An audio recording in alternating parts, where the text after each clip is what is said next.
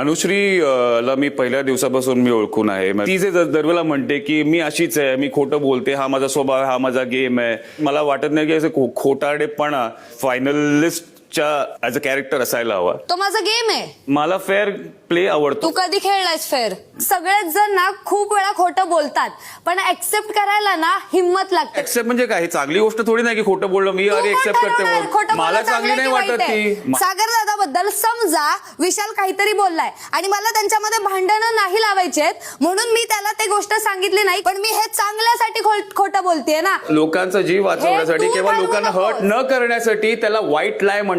ही गोष्ट वेगळी आहे. एक्झॅक्टली. मग मी स्वतःचा फायदा बघण्यासाठी जर कुठली तरी गोष्ट खोटे बोलत असेल आणि त्याच्यामध्ये कुणाचे इमोशन्स इन्व्हॉल्व नाहीयेत, तर मला ते फेअरच वाटतं. काय इमोशन इन्व्हॉल्व नाहीये? तू एकदम म्हणतेस की सपोज गेम मध्ये कोणाला तो शब्द देऊन तू नाकारणार आहेस शब्द कोणाला, त्याचे इमोशन हर्ट होणार आहेत.